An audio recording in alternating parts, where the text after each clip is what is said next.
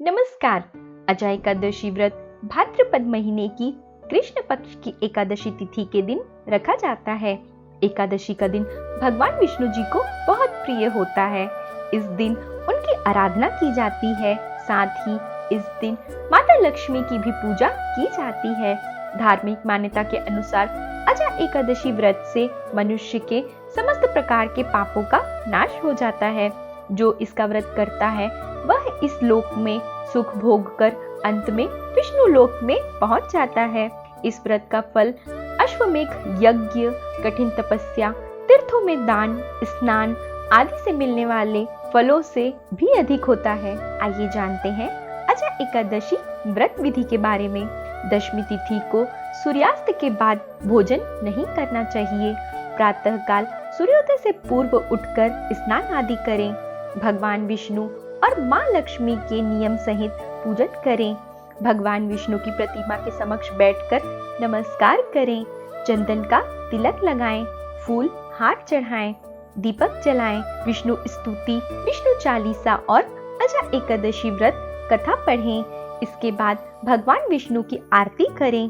भगवान को मौसमी फलों का भोग लगाएं। साथ ही तुलसी दल का भोग लगाना भी बहुत शुभकारी होता है। अजा एकादशी के दिन ओम नमो वासुदेवाय नाम का जाप करना अत्यंत शुभ माना जाता है।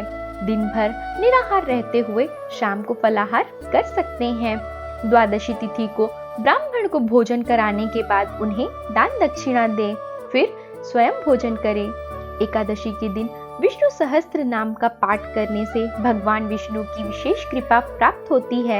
यदि आप किसी प्रकार से व्रत नहीं कर सकते हैं तो इस दिन मन में विष्णु भगवान का ध्यान करते हुए सात्विक रहिए। झूठ न बोलें, किसी का मन नहीं दुखाएं एवं पर निंदा से जरूर बचें। आइए जानते हैं अजा एकादशी व्रत कथा के बारे में। पौराणिक काल में एक अत्यंत वीर प्रतापी तथा सत्यवादी हरिश्चंद्र नाम का चक्रवर्ती राजा राज्य करता था। प्रभु की इच्छा से उसने अपना राज्य स्वप्न में एक ऋषि को दान कर दिया और परिस्थितिवश उन्हें अपनी स्त्री और पुत्र को भी बेच देना पड़ा।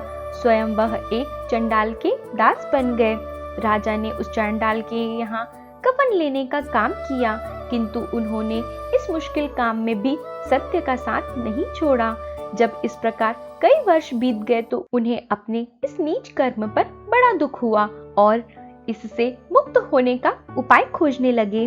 वह सदैव इसी चिंता में रहने लगे कि मैं क्या करूं, किस प्रकार इस नीच कर्म से मुक्ति पाऊं। एक बार की बात है, वह इसी चिंता में बैठे थे कि गौतम ऋषि उनके पास पहुँचे। हरिश्चंद्र ने उन्हें प्रणाम किया और अपनी दुख भरी कथा सुनाई। राजा हरिश्चंद्र की दुख भरी कहानी सुनकर महर्षि गौतम भी अत्यंत दुखी हुए और उन्होंने राजा से कहा, हे राजन, भादो के कृष्ण पक्ष की एकादशी का नाम अजा एकादशी है। तुम उस एकादशी का विधि विधान पूर्वक व्रत करो, इससे तुम्हारे सभी पापों का नाश हो जाएगा। महर्षि गौतम इतना कहकर चले गए। अजा नाम की एकादशी आने पर हरिश्चंद्र ने महर्षि के कहे अनुसार विधि विधान पूर्वक उपवास तथा पूजा किया। इस व्रत के प्रभाव से राजा के सभी पापों का अंत हुआ। उस समय स्वर्ग में नगाड़े बजे। बजने लगे तथा पुष्पों की वर्षा होने लगी। उन्होंने अपने सामने ब्रह्मा, विष्णु, महेश तथा देवेंद्र आदि देवताओं को खड़ा पाया एवं मृतक पुत्र को जीवित तथा अपनी पत्नी को राजसी वस्त्र तथा आभूषण से परिपूर्ण देखा। व्रत के प्रभाव से राजा को पुनः अपने राज्य की प्राप्ति हुई।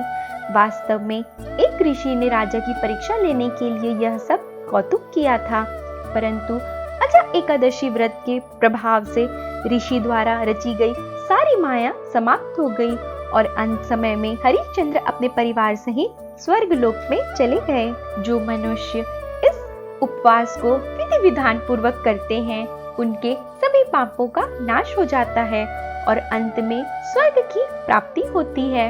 इस एकादशी की कथा सुनने एवं पढ़ने मात्र से अश्वमेघ यज्ञ के समान फल की प्राप्ति होती है। इसी आशा के साथ मैं अनामिका देवांगन आप लोगों से विदा लेती हूँ। धन्यवाद।